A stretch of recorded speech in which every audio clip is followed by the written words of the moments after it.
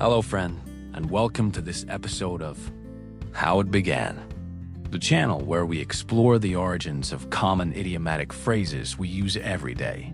Today, we'll be digging into the history of the expression, the elephant in the room. Let's begin.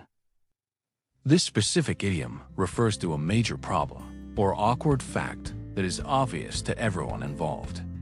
But it is deliberately ignored or avoided in discussion, usually because addressing it would be uncomfortable, embarrassing, or disruptive. The core idea is simply this: an enormous, impossible to overlook elephant that people pretend not to see or acknowledge in any way. This idea of failing to notice something massively obvious has centuries-old literary precedents. In the year 1814, Russian author Ivan Krylov wrote a fable called The Inquisitive Man, a story in which a visitor to a museum meticulously examines tiny curiosities, but fails to notice a large elephant in plain sight. The story later became somewhat proverbial in Russian literature. Dostoevsky made reference to it in his 1872 novel, Demons.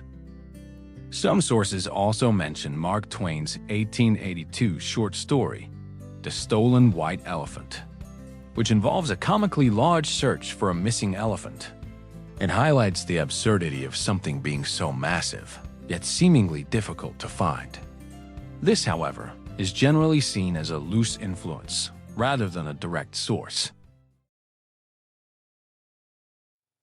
Early recorded uses of the phrase were often literal or philosophical rather than in the full idiomatic sense. A 1952 example from the Charleston Gazette played on it humorously, while the Oxford English Dictionary cites a clear simile in the New York Times from 1959. Quote, "Financing schools has become a problem about equal to having an elephant in the living room. It's so big you just can't ignore it." This usage vividly emphasizes the immensity of something overwhelmingly large and objectively unavoidable. The modern meaning, an obvious but sensitive topic that everyone purposefully sidesteps, became widespread in the 1980s. A notable milestone is the 1984 book, An Elephant in the Living Room, a guide for the children of alcoholics, which used the title to describe the family's unspoken addiction issue.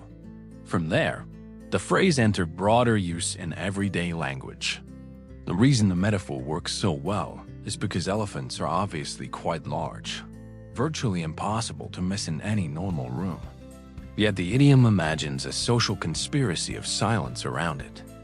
It conveys both the scale of the issue and the collective denial surrounding it.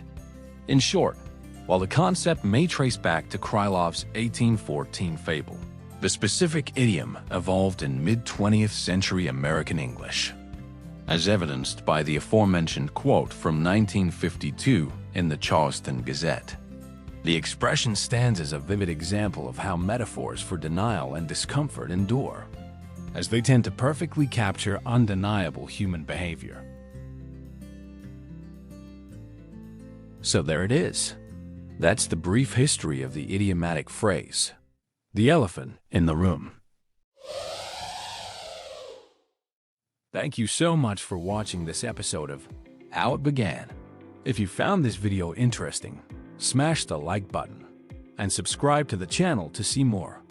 If you have any suggestions for future videos, drop them in the comments below. Your input is always welcome and appreciated.